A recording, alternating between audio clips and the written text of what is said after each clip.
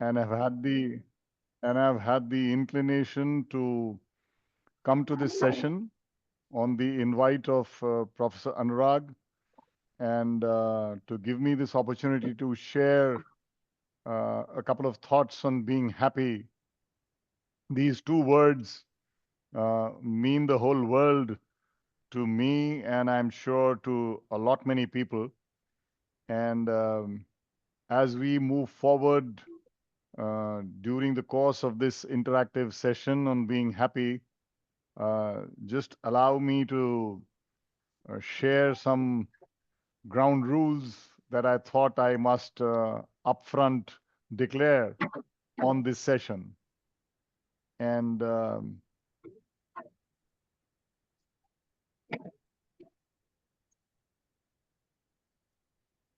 the ground rules are very simple. Kindly feel free to stop me and ask me any question even during my talk. I'll be really sincerely very happy to have a dialogue compared to having just a pure monologue. So simple, either through the chat box or just unmute yourself and ask the question that you have as I go through the few slides that I have made for making this session easier for this dialogue to take place. And of course, I'll be very pleased to have your questions even at the end of the session as we move towards the end of the slide. We have so many forms of scent in this house. I mean, we've got the plug-in. Oh. We've got. I think we're having some crosstalk. We could. You smell it? May I request those who are having their mics on to mute them, please? Yeah. Thank you, Tyler. I continue to be audible, Anurag? Yes. Okay, thank you. So as we move forward in this session, there are very many questions about being happy. So who, the what, the where, the when, the why, and the how. We'll attempt to answer a few of them, and I'm sure as we move along, some new questions may come in your mind about these two words of being happy. How an individual relates to these two words, how we have understood them during the course of our growing up years as children, as adolescents, as grown-ups now, and do we see the meaning of these two words the same way as we used to see them when we were not so grown up, not so long ago. So we'll try and answer a few of these questions, and I'll be happy to take the questions, as I said, during the course of this session, and of course, certainly at the end of the session. So I move forward, and there's a small caveat, and this caveat dates back almost 3,000 years when you had the first so to speak, Western philosopher who, um, articulated the idea of happiness through a rational mind. And I'm talking about Socrates. This is close to about 470 to 400 BC. I said Western philosophy because Indian philosophy dates further back, and being happy in the Indian context or in the Hindu mythology goes much before Socrates. We also had the Emperor Marcus Aurelius, which is about who ruled close to about 2000 years ago. And if you have read and heard about him or read and heard about Stoicism, then of course Marcus Aurelius would be a term many of you may be familiar with. And then of course we have current Professor Tal Ben-Shahar. He is credited with the most popular course at the Harvard University ever. And that course was on happiness. And Tal Ben-Shahar he continues to teach. He's of course now no longer full-time faculty at Harvard, and he runs his own consultancy on happiness and being happy. So the caveat that I wanted to share with all of you as before I move forward or deeper into this session was that there were many, there are so many, and there will be many more individuals who have their own articulation of what being happy is all about. So, what I would be sharing would be my perspective, how it has evolved over the years that I've grown, and take this opportunity to take you through a small journey on my understanding, my interrelation with these two words, being happy. As you can see on your screen, there are many ways to being happy. And what you see in these uh, arrows on the post are actually some religious names of religions: Hinduism, Judaism, Islam, Christianity, Taoism. You also have atheists or agnostics behind Christianity. So when I'm looking at many ways of being happy, I'm saying many of them have been articulated. They have formed very orthodox, some not so orthodox religions or groups. What I would share is just one way. So it's certainly not the only way, and by no stretch of imagination, a perfect way, but certainly one way of being happy. So, what is it all about? One must exercise macroscopy upon the situs. One must eventually tenant if one were to propel oneself into the troposphere. As I read this sentence and as you hear me, it sounds very complex. All I'm trying to say is what is written in the sentence below in yellow. It says, look before you leap. So the whole sentence above in quotes actually means those four words written below: look before you leap. And what I wish to convey through this slide to all of you is that I'll try and keep this whole communication as simple as I can, because there will always be this tendency of people who make presentations to use jargons to make simple things appear very complex and complicated. And I have a very clear thought process where the simpler it is, the easier it is to live by. And when I am sharing what being happy is all about, I would be sharing with you the way I live these words rather than I read them or rather than I understand them. So I move forward now. Uh, these are axioms or postulates whenever we learn any subject. So if I were to read and write English as a language, I will not question the alphabets A, B, C, right up to Z. I will assume them as valid assumptions.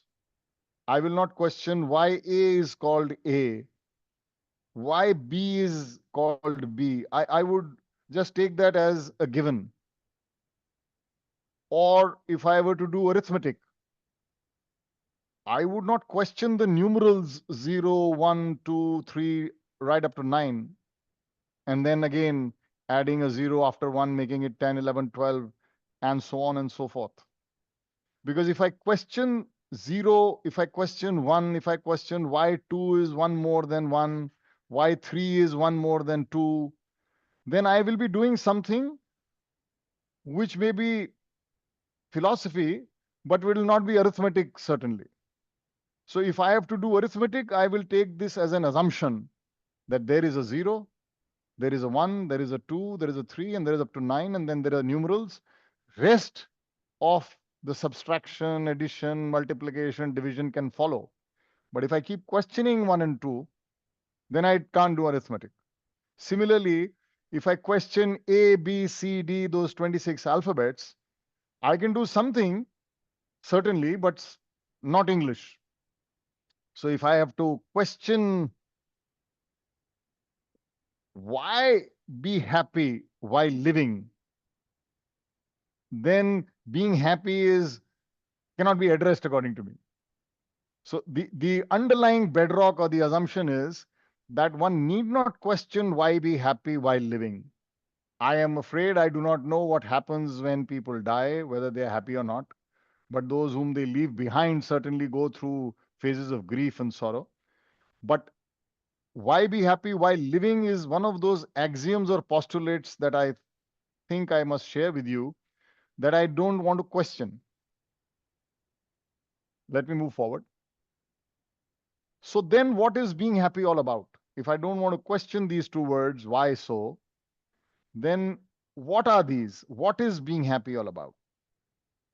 Uh, my limited understanding is that being happy is all about balancing our two worlds.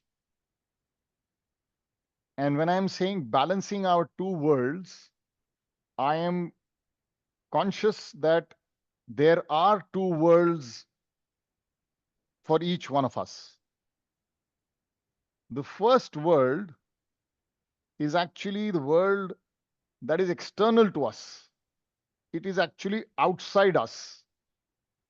And this world outside us is perceived through these five senses of sight, hearing, smell, touch, and taste. So if I were to see something, hear, smell, feel, or taste, then I'm looking at some entity external to me, external to this physical body that I have. And therefore, I'm saying there is a world which is outside us. Of course, this is not the only world that I'm aware of.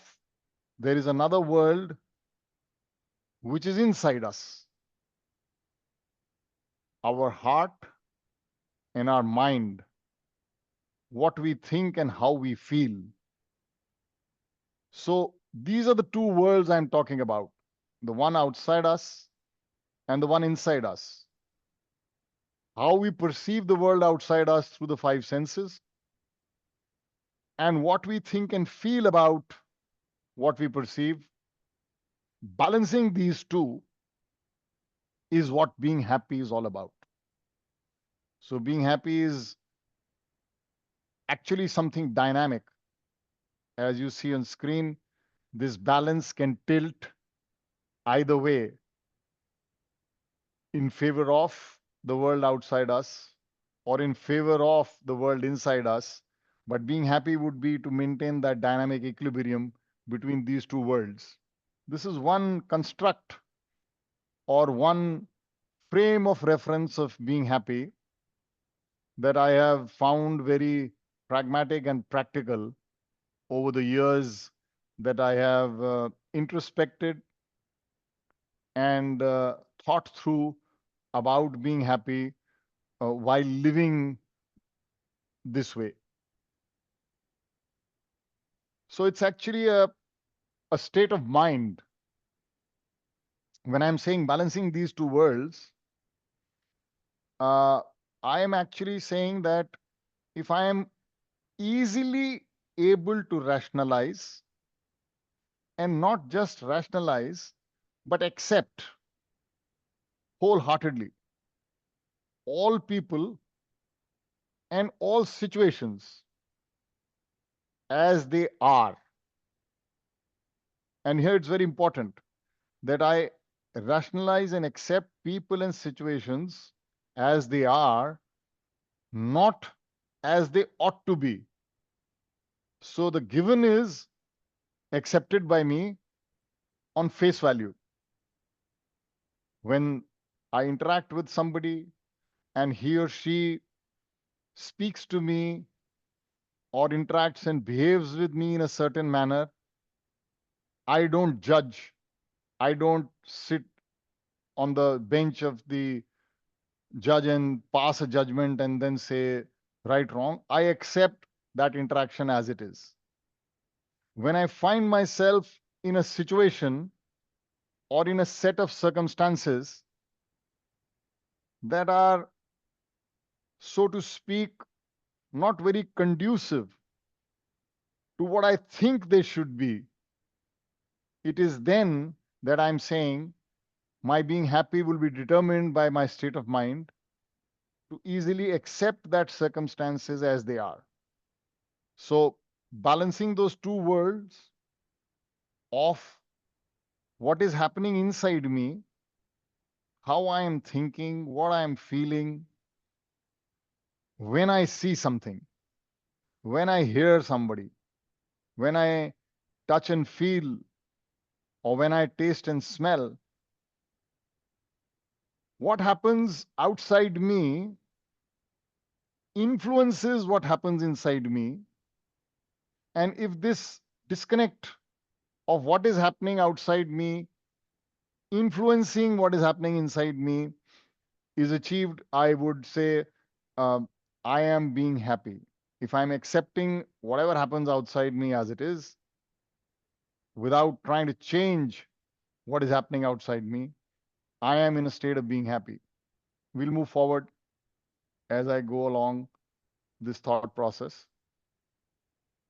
Let me, being an engineer by qualification and a practicing uh, management team member right from the year 1983 onwards. So it's close to about 4 decades plus that I have been in the corporate world, looking at various functions, um, also associated with a few universities and institutions. That if I were to put it as an equation, that y is equal to fx, so y is a function of x, and if y is my state of being happy or anyone's state of being happy, then it could be a function of my effort. It could be a function of the result of my effort. It could also be the wealth that I have created in terms of dollars or euros or Indian rupees or whichever currency I hold dear. Or it could be the non material status and fame that I have in society where I belong to. Or it could be the excellent, good relationships that I have with friends and family. So, my state of being happy could be a function of either of them or a good mix of all of them. But this choice I need to make, that my being happy is a function of what? Only my effort? Then there are certain consequences that follow. If it is a result of my effort, then there are some other consequences that follow. And I need to take ownership of the choice that I exercise. So when I'm saying being happy is a function of a choice that I exercise, I hold myself accountable to the choice that I make and the consequences of the choice that I make. I've also found as I grew in life that being happy has a correlation to the expectations or desires that I have. And this correlation is actually inverse. So it's not that I have more expectations and therefore I'll be more happy. I have found that the lower the expectations I have, the happier I am. And allow me to put an example in a very simple yet understandable way, that if I were to get 5,000 US dollars for some services that I provided or for some work that I had done, would I be happy? My answer is If I had expected that I should have got $50,000, but I actually got five, I think the answer many of you would have in your mind is I would not be happy. But if my expectation was that I should get only $500 and I actually got 5,000, then maybe many of you right now in your mind must be thinking that if I get 5,000 US dollars for some work or service that I thought I should get only 500, I should be very happy. But what I'm trying to put across through this example of 5,000 USD is that what I got in both cases was 5,000 USD. 5,000 alone did not determine my happiness or my being happy.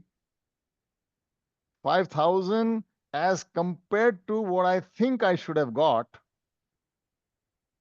either made me happy or not so happy or unhappy. So if it was 50,000 expectation and I got 5,000, then I'm not so happy. And if my expectation was 500, but I got 5,000, then I'm very happy. So the lower my expectation, if my expectation was zero, zilch, I expected nothing and I got 5,000, I'd be very, very happy.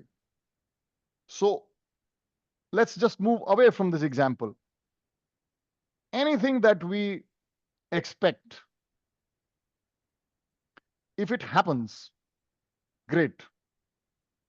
If it doesn't happen, we don't feel very good or we don't feel good at all, and sometimes we feel very bad. Allow me to say that who decided what you should expect other than you? You only decided that this is what you should get. And whether you get or not has many elements to determine whether you will get it or not. And if you want to make your happiness a function of what you get as a result of what you put in, then chances are you may or may not be happy, because if you get what you expect, you are happy. If you don't get what you expect, then you're not happy. So my understanding of being happy is that the lesser and the lower is my expectation, the higher and more is the propensity or the probability of my being happy. This was the point that I was trying to put across when I say being happy is inversely proportional to the expectations. And lowering expectations is a surer and definite way of being happy. Another, shall I say, dimension to being happy is that being happy is internal to me. Being happy is ongoing, continuous. And being happy as a verb is a process. It's not a noun. It's not an end point. So it's not something that I will arrive at. It's not a destination, so to speak. It's a journey, and this journey is within me. And this journey is continuous, and it's an ongoing process and not a one time external place to reach. So being happy is not just balancing those two worlds of mind, which is outside me and inside me. It is not just choosing what my being happy should be a function of. It is also an internal thought process which allows me to accept people and situations as they are in a dynamic frame of reference. As I get up in the morning, as I work through the day, or as I while away time doing nothing, I will have to exercise these choices of what I'm making my being happy a function of. And how I think and feel is what will determine my being happy, not what I get or what I see or what I hear or taste or eat. And this is one facet of being happy that allows me to make this more rich and meaningful and adding more value to my life when I see it as a continuous internal process and not as a one time destination to be reached. So, being happy, as I said, is a journey within.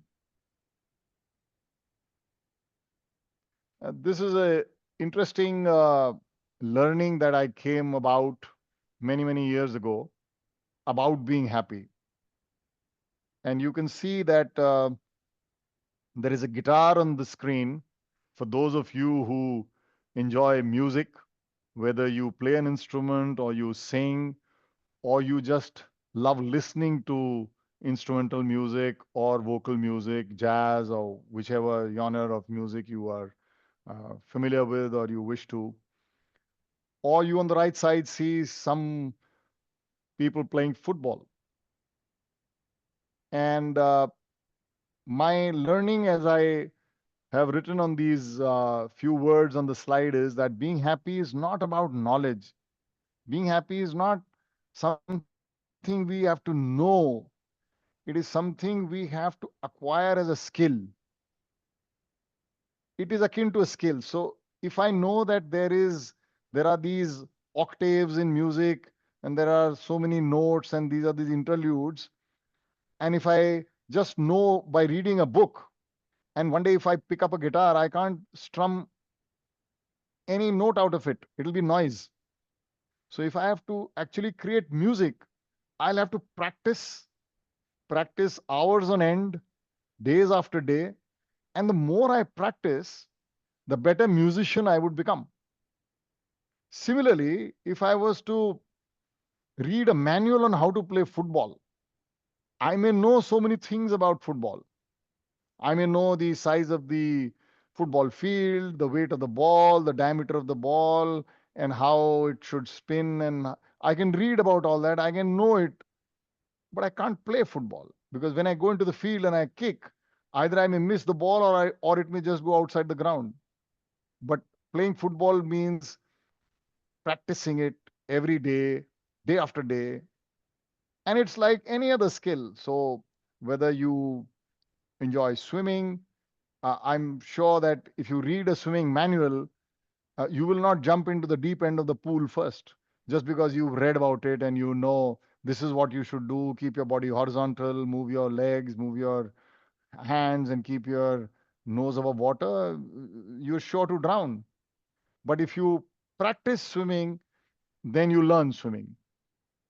So I would say being happy is again not just knowing something about being happy, it is actually practicing this whole aspect as a skill as we acquire.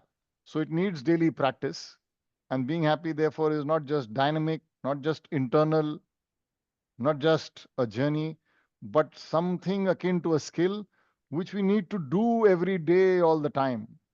And the more we do, we hone this skill that much more. And honed skills make us happier.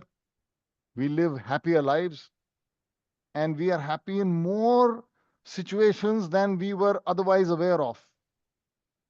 The fact that I am happy across the type of people whom I meet or the various undulations of situations and circumstances that I find myself in, the more I practice being happy in very adverse situations, I am honing my skill.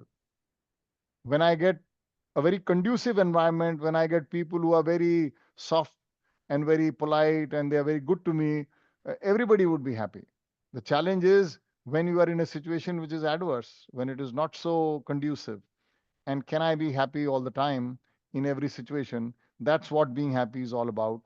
As I move along in my life, I'm reminded of what I'm sharing with you in these screens as words which I need to live through.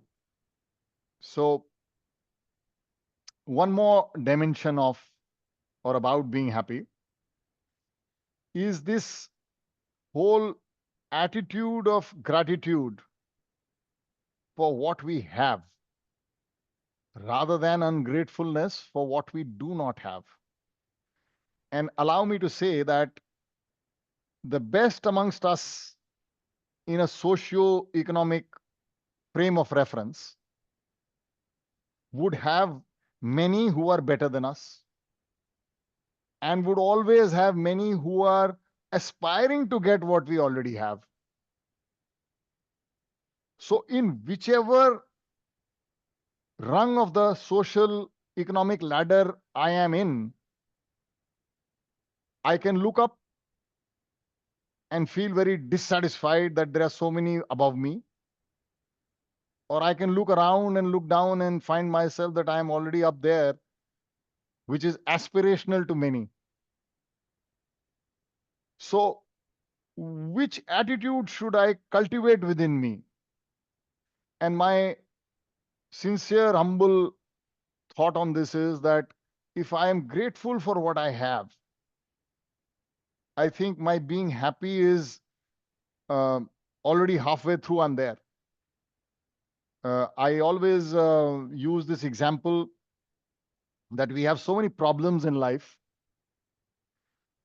and I'm sure all of you have. But the best part is that we have life. So if I'm grateful for the fact that I got up today morning, because many did not, they just slept and they moved on to another world. So I can be grateful for what I have. Even if when I got up, I'm able to move my limbs and arms and hear and see. Many are able to get up, but they cannot move their limbs and arms and see. And I can also then tell myself that I have this problem, I have that job to do, this was not done, so many spoke to me like this, why he or she said that. And I can have a checklist of so many things which I can be ungrateful for, that, why this is happening to me, why me, why always me. So I'm sure we all go through these phases, but cultivating an attitude of gratitude for what we have, I think, is a good way to achieving this state of being happy. Again, as I said, it's like a skill, so it needs daily practice. What I did yesterday in terms of cultivating this attitude honestly does not help me today. I have to practice it again today. And what I will practice today will not come in handy tomorrow. I will have to practice it again tomorrow. And I will have to keep practicing it. And this ongoing process of practicing being happy with this attitude of gratitude is what will make it easier for me to practice as I move along. But I will still continue to need to practice it every day, all the time. It is not something that I will do and I have done it enough and now I don't need to do. So if I have to cultivate this attitude of gratitude, I would use the example of physical breathing. Can I breathe more today and compensate for some less breathing tomorrow? Answer is no. Can I breathe tomorrow something in abundance so that day after tomorrow I breathe less? Answer is no. You got to breathe every day, every hour, every minute.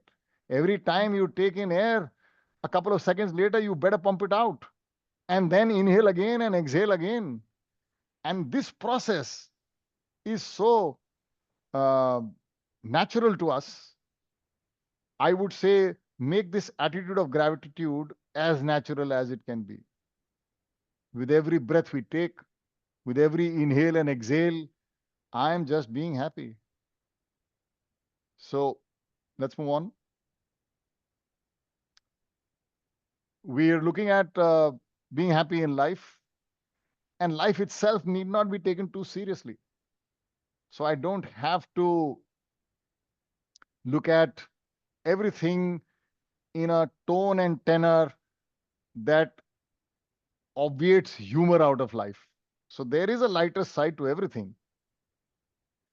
A smile can disarm your worst critic.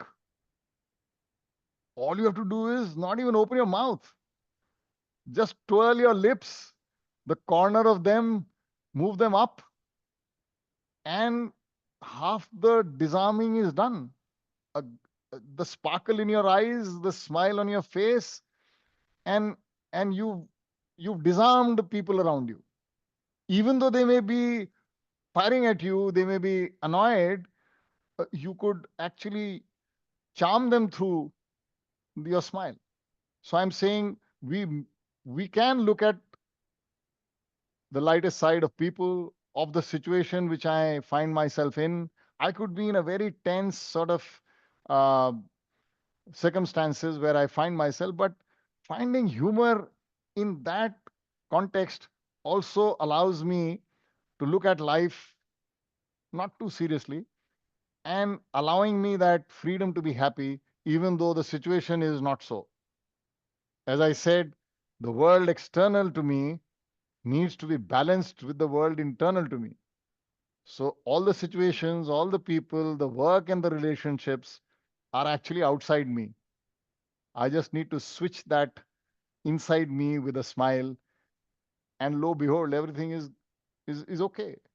So I can look at everything very seriously and frown and cry and be angry, lose my temper, or I can look at it with a sense of contentment, with a sense of being happy. And while there are problems around, those problems need not influence me to lose my sense of balance between my two worlds. Even my ability to solve those problems will get hindered if I get affected by those problems. Again, it's not very easy, but certainly the right thing to do. So, in life, we will have these choices every day, multiple times. I will have to choose between what is right vis a vis what is easy. And I have not found in life many things that are easy and right. If they are easy, chances are they are not right. And if they are wrong, they're damn easy. So if it is difficult and wrong, I'm sure nobody attempts that zone. Firstly, it is very difficult. Secondly, it is wrong. So this sense of right and wrong everybody has based upon their own upbringing. So it's something which you know is wrong and it is difficult, you will not even attempt it. But if there are things that appear easy, uh, pause for a while. They may not be right. And if you pass the muster that they are right, just go ahead, do them.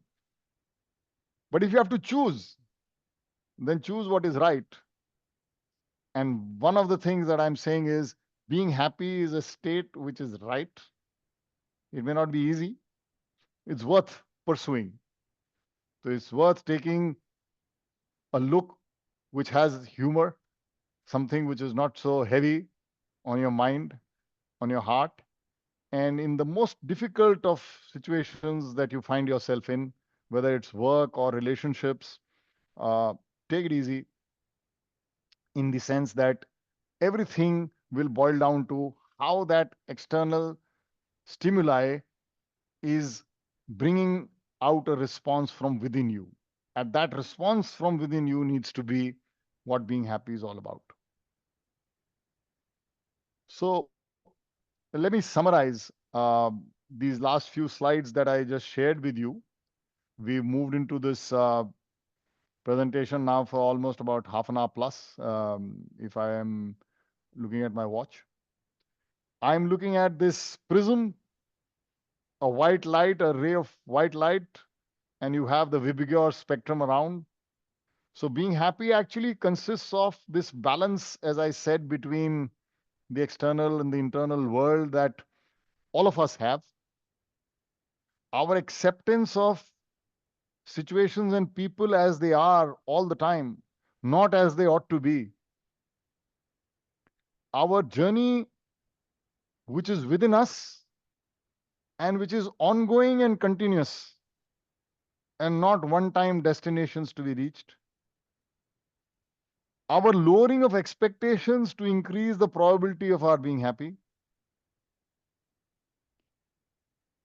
Our equation, as I said, making our being happy a function of our effort.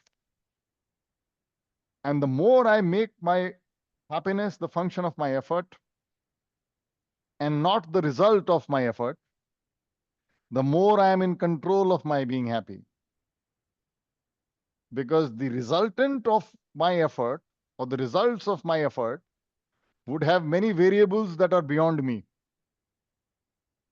And if I make my being happy a function of my effort, then I am in control of my being happy. As I said, uh, cultivating this attitude of gratitude within myself enables me to be happy more often than not. If I look at the lighter side of life, it allows me to see humor in places where it obviously does not exist, and therefore gives me this being happy state of mind more often than not. So, practice is this prism. So, if I practice this balance, if I practice this acceptance, if I practice lowering expectations, if I practice the gratitude, if I practice that y is equal to fx only means my effort, then it's all white light. I am being happy. Uh, you see two words here in a script which many of you may not understand or relate to. The words in yellow are the essence of the blessings that I have received and I continue to receive. And these words, if I can read aloud, are called Khush Raho. Khush is happy, Raho is being. So Khush Raho is actually being happy, spelled the other way around in Hindi, which is the language of India or a lot of population in India. And when I'm using these words, Khush Raho, I am relating to all the blessings that I have received. In India, there is a habit that we bow down to our elders and we don't just say a hi, hello, or give them a high five. We physically bow down and touch their feet. And in turn, what I get, or I have always got, and even at the age of 62, if I meet somebody elder to me, I would not hesitate to bow down, touch his or her feet. And what I would get in return will be these two words, Khushro, which means the essence of blessings in India are just these two words, being happy. So, with this, I think the short set of slides that I had made for this interactive session, I come to an end. And I thank you all for such a patient hearing.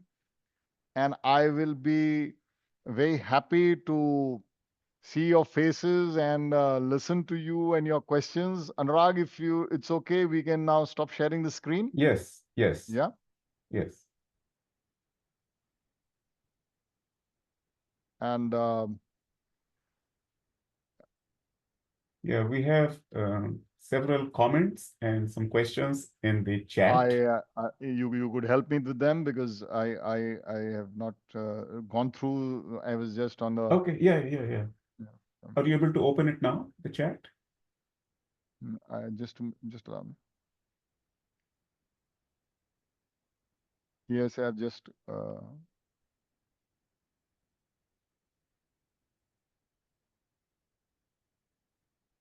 Yeah. Thank you, Melinda.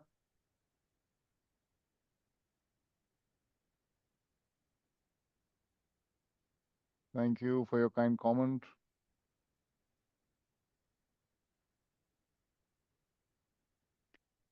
Yes, Gabriel, you're right to say many of these overlap with protective factors, resilience, and technology. Yes, I relate to what you say. That's a comment from Gabriel. Do you believe that some people subconsciously apply specific methods to achieve happiness without even realizing it? Absolutely, yes. It is the way we're all brought up. Uh, that's a comment by, if I can read correctly, the name Rosa. Actually, this comment is from Gabriel. Gabriel. Okay. Yeah, do you believe that some people subconsciously apply specific methods to achieve happiness without even Okay. Is realizing that it? Yeah. from Gabriel? Okay. Yeah. So I relate to that, Gabriel, and I certainly feel that what we sometimes articulate very consciously is for others to know and dissect our thoughts. But for our own selves, I don't even need these set of words to explain anyone anything. So I certainly believe that there will be many people who are just happy, and they may be doing these things without even knowing consciously that they are doing it. As we realize that when I have to explain to somebody else why I am doing what I am doing, I need logic, I need words, I need some construct, some frame of reference. But when I am convinced myself, all I need to do is just switch it on and say yes. So there is this um, very much this subconscious part of people who must be applying methods without even giving it a formal name or a shape.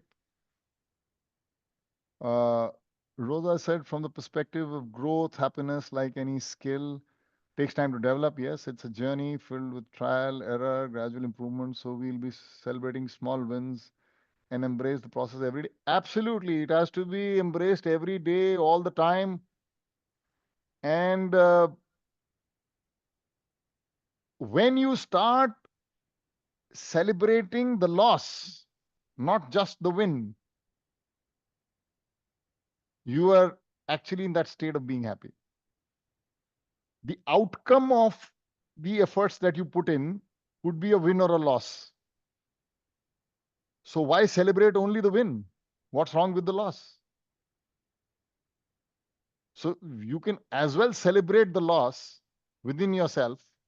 For the world around, success may be very important and parameterized in different ways.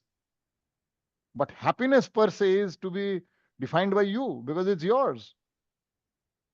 I can be very successful. The other day, I was talking to someone and be very disgruntled and dissatisfied with life. And for the world around, I may be very successful corporate honcho, but I may be miserable within me. On the contrary, I could be a failure in the eyes of the world around, but I could be a happy person. So I agree that we must celebrate those small wins and embrace this process every day. But I'm just urging you one more step. Please also start celebrating the loss. I can succeed and be happy. I can fail and be happy as long as I'm enjoying the process of doing so. Because the success and the failure will have my input and my effort as a necessary but insufficient ingredient. Always necessary, always insufficient. So, what makes my result tick in the manner in which I thought it should come requires my thinking, requires my hard work, but it requires many more things which I don't even have a clue of. And when all things fall in place, the result happens.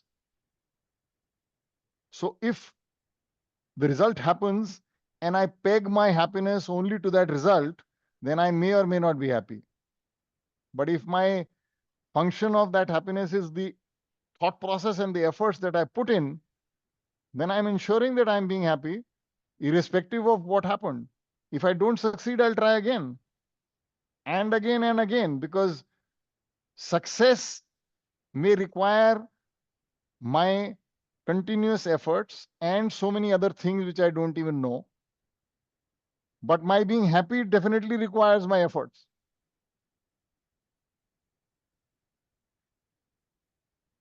So you have, I would like to know more about the biological basis of happiness. I have dysthymia, autism, and ADHD. I pretty much feel depressed. Is that Jason, if I can see the name correctly? Yes. Yes. Jason, I relate to what you said. And believe me, the will to succeed has to come from within you. And I know of people who have gone through so much in their lives, which is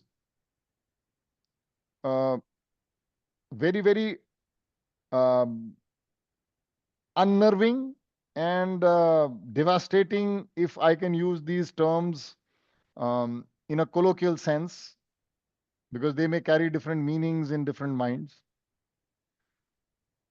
But they have come out of those unnerving and those depressing situations by their sheer will to do so. I would say that the biological basis for happiness could be explained in the terminologies of the type of enzymes that get released, or the type of endorphins, or the type of chemical activity that happens in the brain. I am not a doctor nor a qualified psychologist, but I am certainly a practitioner of being happy. And I can say that people who are unable to move, I have found them happy. And we all know of so many great souls who have done so much for the world and mankind. Stephen Hawking, you would have all heard and read about. And if you read his life story, whatever can go wrong went wrong, or possibly could have gone wrong did go wrong. And he held on. And he broke all the myths that were associated with, let us say, able bodied persons fulfilling their role in society. And I think he's a beacon to many who would otherwise feel very distressed, depressed, and low. So I'm not saying that there are easy answers to the question that you've asked. All I'm saying is that yes, there is this definitive, affirmative, uh, positive side to the situation that you've described. There is also the negative, there is also the depressive, there is also the not so good reality that you have described. But your intellect and your wisdom would allow you to choose which aspect of these two realities you want to focus on. By focusing on the positive, by focusing on the good, by focusing on the constructive side of your existence, you don't say that the negative, depressive side does not exist. All you choose to say is that I don't focus on that. I choose not to focus on that. And every time I fail, I am willing to get up and refocus. And every time I slip, I don't give up. And as I think Abraham Lincoln once said, you cannot fail unless you quit. So as long as we keep trying and enjoying the process of our trying, we can we can outgrow this limitation which biologically may otherwise be seen to be thrust upon us. So I don't know whether I've answered your question, but I'm attempting to put it across in a perspective that uh, you may be able to relate to. We have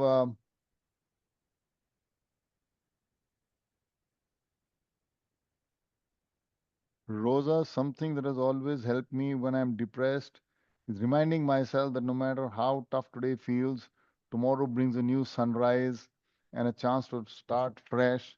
Life is a way of offering small moments of hope, even when we least expect them. Very well said, very well said. And I fully endorse what you said. Um, the the idea of reminding yourself that no matter how tough today feels allows me to elaborate further. I keep discussing with my better half, my wife, um, almost early morning. We have a cup of tea together, and we chat across between us on how was yesterday and what we plan to do today. And sometimes we think of we should do this and this should happen, that should happen. And now we are trying to tell ourselves very, very consciously and very, very clearly that if it happens, very good. If it doesn't happen, very good. If it happens, very good. And if it doesn't happen, it's okay. If it doesn't happen, then we live with it. We are changing that thought process to saying if it happens, damn good. If it doesn't happen, damn good. But we'll attempt it as sincerely as we can.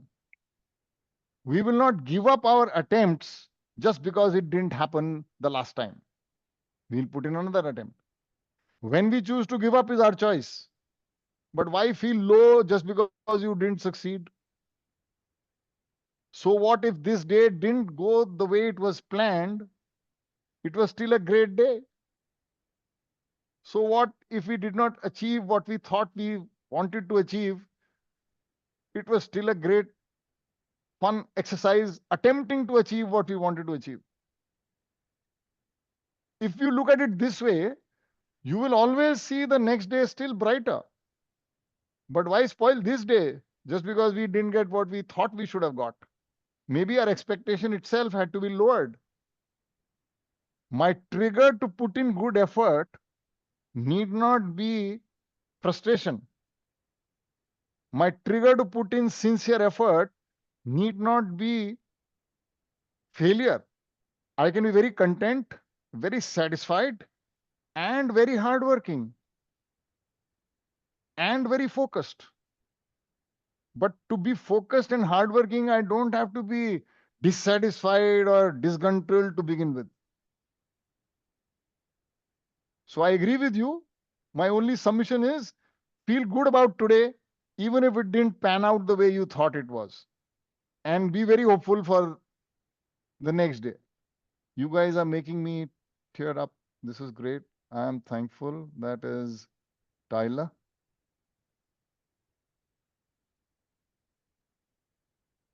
We need more happiness in this world, especially during these crazy times. Thank you. Thank you, Carly. Thank you. These are crazy times for sure. You bet they are. Thank you. The presentation very informative. I was able to join in different perspective. Thank you for sharing your thoughts. Uh, that's very. Do you find that practicing mindful contentment lowers your drive to achieve, or does it simply change how you measure achievements? Uh, that's Ryan Southwell. Am I pronouncing your name correctly? Ryan. Yeah, Ryan. So Ryan, I Ryan. think Ryan. Yeah. Ryan, I think mindful contentment lowers your drive to achieve. I would beg to disagree. As I just said a couple of minutes ago, I can be very content, very mindful and aware of my existence and my limitations, and very focused and very hardworking in what I wish to achieve. So, in a material sense, as a as a scholar or as a researcher or as a student, you may have an academic bar to cross. You may have some research work to do or publish.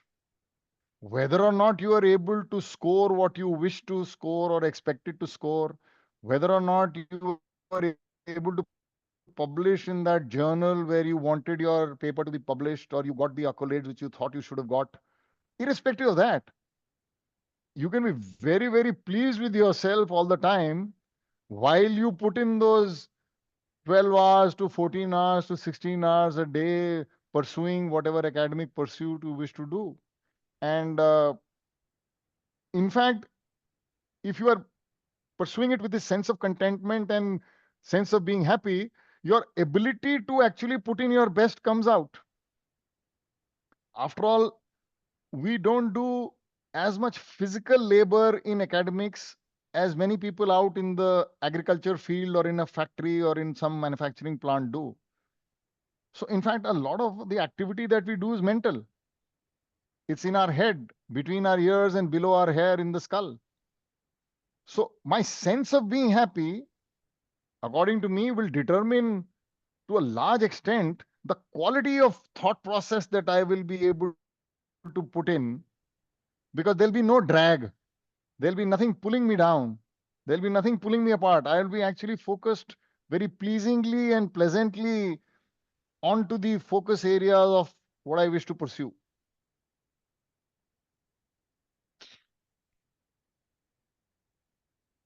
Uh, for me, it is helpful to separate happiness from feeling. Happiness is a choice.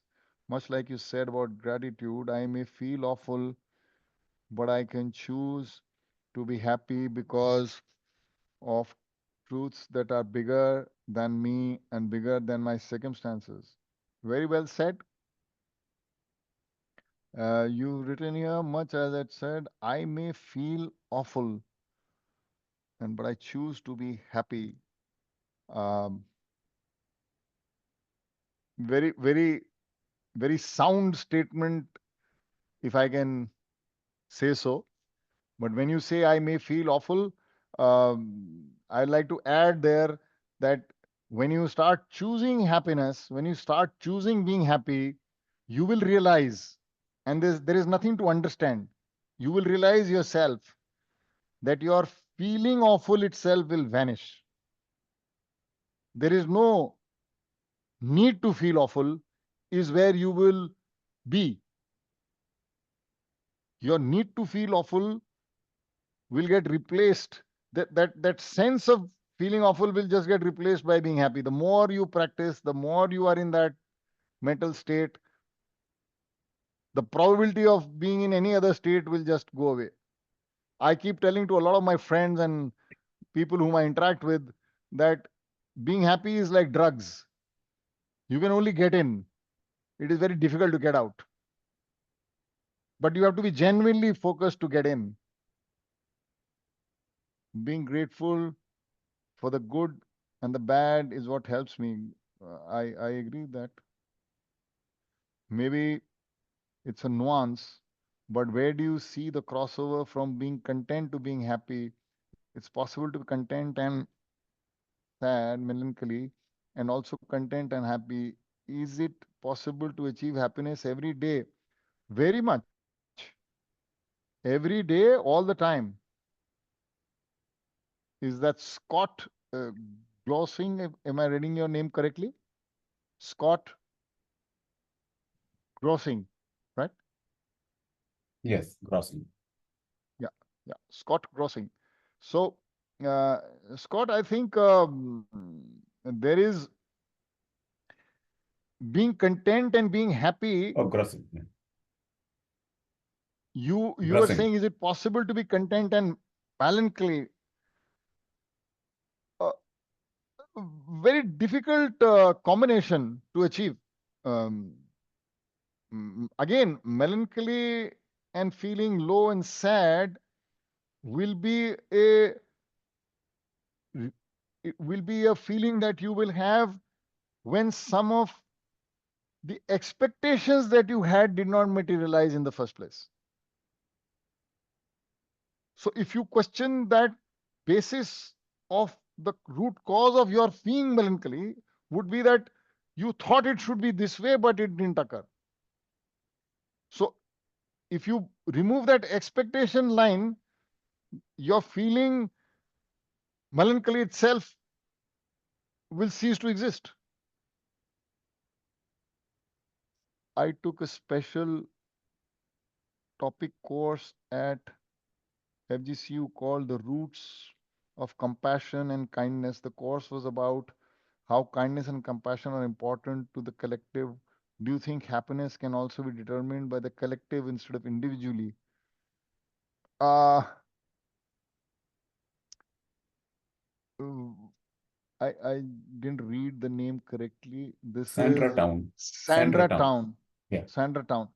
Sandra, I would say in response to the question that you've said, do you think happiness can also be determined by the collective instead of individually? Um, Finally, it will boil down to you as an individual. Your being happy can be a function of some collective endeavor that you do in society or in a group of friends and family. But finally, it'll have to be your being happy. And your being happy need not compulsorily be the reason deter for your friend and your family member to be happy. So even in a collective endeavor, not everyone may have the same take home. If everybody has the same understanding of being happy, that they are putting in effort, not making their being happy a function of the outcome of the effort, if they are putting their expectations at the lowest bar, if they are seeing this as a process which is internal to them, then yes. But you can at best be sure of what you think and do. You will have little or no control on what others in the group think or do. So I would say the collective endeavor can be a route to your being happy, provided you choose that. But whether it will be a collective being happy for everybody in that endeavor, very difficult to say. I think it'll have to be realized by each one of those who are in that collective endeavor. Being happy is not something, as I said, to be understood, read, heard, seen. It has to be realized. So you have to live it.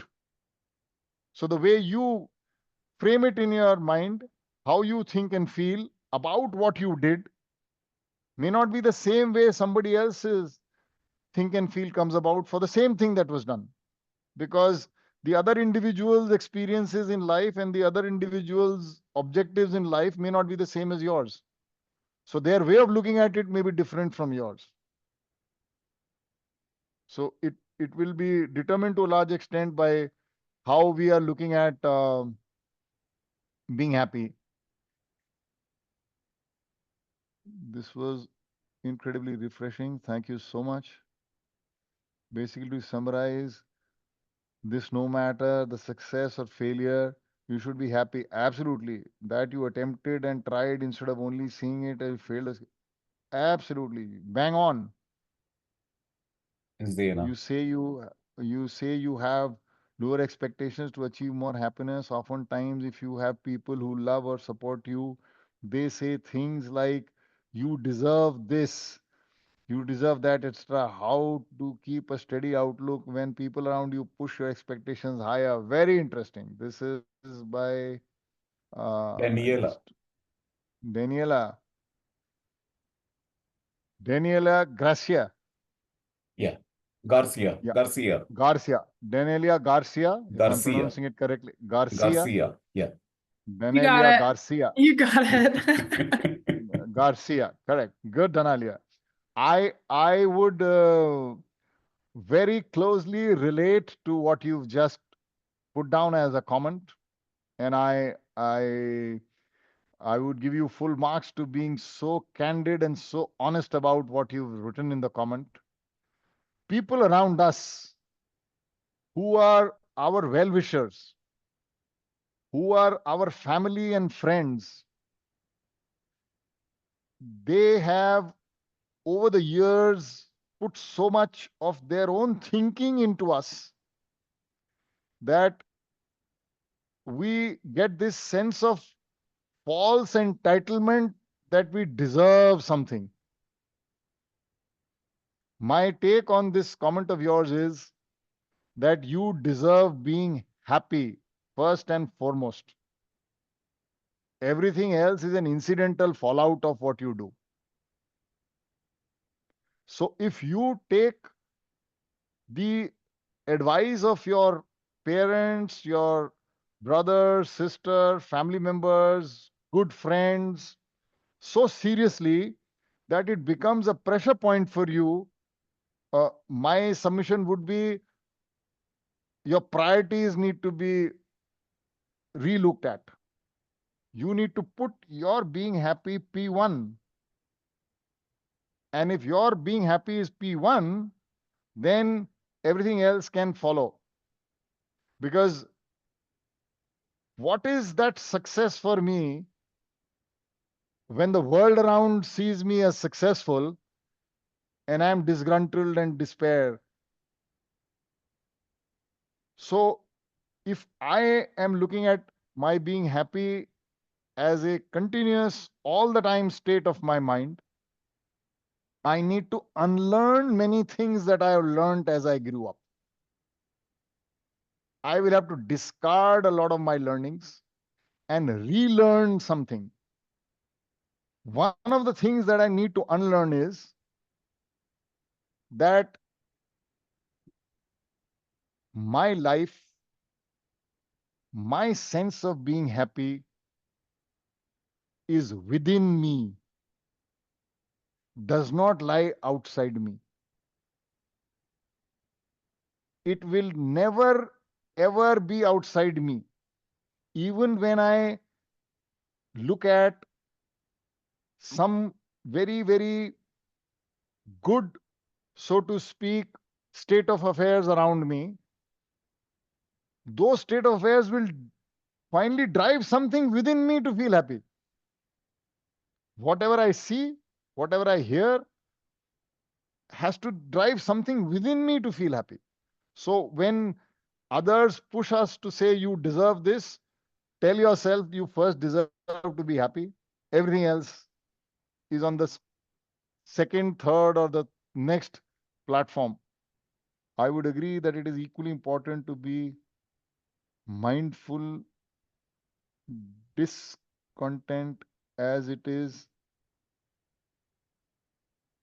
to be mindfully happy, because the desire to avoid unhappiness can be a strong motivator.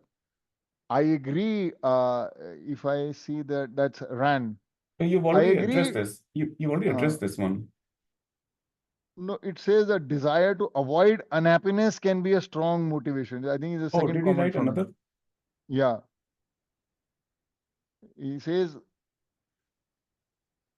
discontent as it is to be mindfully happy because the desire to avoid unhappiness can be a strong motivator. But nevertheless, if you have a choice to have a positive motivator, why get into a negative motivator? I agree with you. It can be a very strong motivator that I choose not to be unhappy. I would rather rephrase and say, I choose to be happy. An important point, but I think contentment can easily become complacency. It's important to be balanced. Uh, Contentment and being complacent are two very different words. They carry very different meanings. That's amber. And my being complacent and my being content, again, the choice that I wish to exercise. The world around me may assume that if I am content, I ought to be complacent. Need not. I can be very hardworking and very content, very happy and very focused, and putting in hours and hours every day, day after day, week after week. Because that choice is mine. What the what the world generally expects of me has nothing to do with my happiness. Thank you very much. Thank you.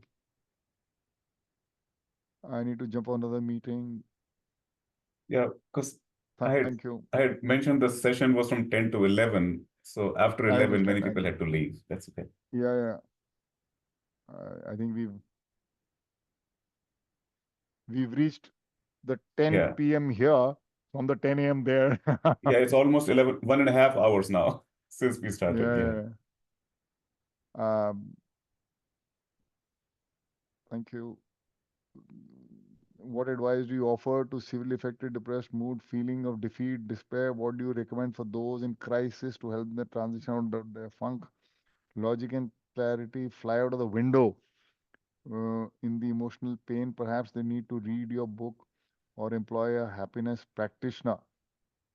That's Tracy Corby. Tracy Corby. Tracy, there, I can see you. Corby. Tracy, yes, I can see you, and I read what you wrote, and I I sincerely appreciate the effort that you've taken to pen down your thoughts. Uh, this is where practice will help you the most. Your your ability to deal with the situation where you have a emotional, so to speak, feeling low, but your resilience and your resolve to come out of it, your need to come out of it is very much there, but your ability to come out of it will be a function of your practice. So the more you practice, and don't mind slipping, don't mind failing, it's part of that process. So what if you failed 100 times? There is 101st. So what if you failed 500 times? There is a 501st. There is always the next time. And believe me, when you take a hammer and you want to break a wall, finally, it is one blow that crumbles the wall. One blow. But if I start believing that it was only that one blow that broke the wall, what about the 1,000 blows that I was doing before that last blow, which broke the wall? They all contributed to breaking the wall. To the world, it may appear that I am so strong like Hercules that one blow broke the wall. No. So, being at it consistently, positively, constructively is important. And whether or not you are able to achieve should not deter you from two things. One, enjoying the process of doing so, and B, repeating it till you reach where you wish to reach. So just keep at it. Today, tomorrow, day after, life is yours. You need to define it. So your state of being happy is paramount to you. The more you will be focused on wanting to be happy, on lowering your expectations of from this world around you, including you. I don't have to expect the miracles from me, not from my friends, not from my family, not from my colleagues, not from anybody, anywhere, anytime. Whatever they do is great. And when you look at your face in the mirror next day morning, when you brush your teeth, the best person you met who will be with you lifelong is you. So make the best of yourself. And there is so much positivity within you that the need to feel low should just vaporize. There is no need to feel low. We may be judged by others around us through various parameters of success and failure. But there is no need to judge ourselves by those yardsticks. It is their yardsticks, let them judge, let their happiness be theirs. My being happy is paramount to me. I will be happy in the process of attempting and attempting and attempting. So just carry on. I like the smile that you just flashed. Great.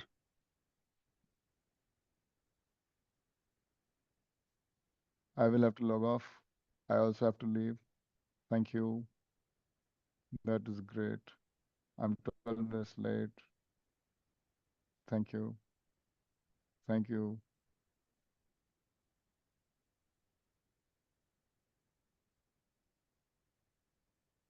I had not considered it. Thank you. Thank you.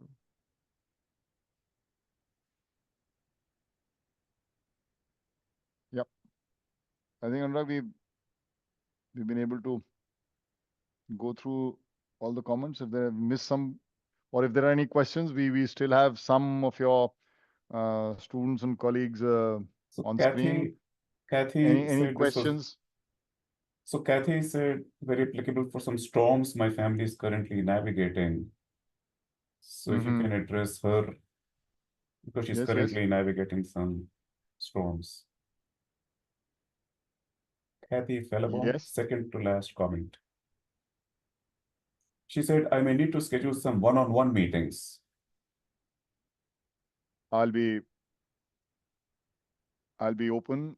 You have my mail ID, and I can connect just you pass too. it on. Yeah. Just pass it on to her. And as I said, I am not a qualified psychologist. I am not a doctor, but I'm a practitioner of being happy.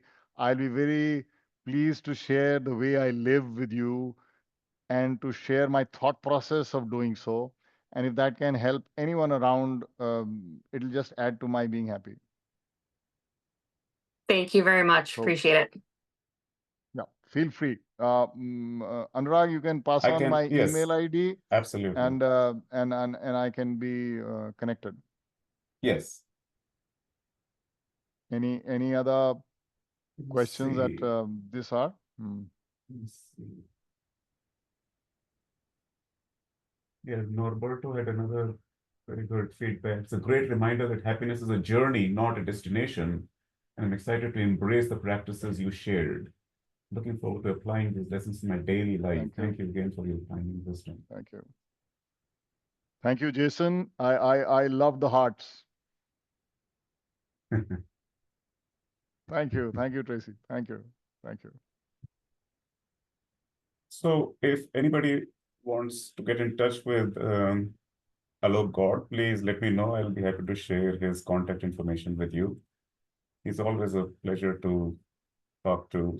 I've learned so much from him over 4 decades, No, and no, you that's one reason I didn't invite him just because he's my friend, but because I've learned so much from him, and I know he has so much to share with everybody. I'm thankful to you, Anurag, for your kind words, and you've always been very gracious and kind towards me. And I am But very, very thankful to all of you who have found the time and the inclination to participate in this interactive session. And I wish you all the very best, not just now, but always. And may all of you be working very hard and being very, very happy. Right. Thank you. Okay. Thank you all. Thank you. Great. Great. Thank you. Thank you. Thank you. Thank you. Thank you. Thank you. Thank you. Thank you.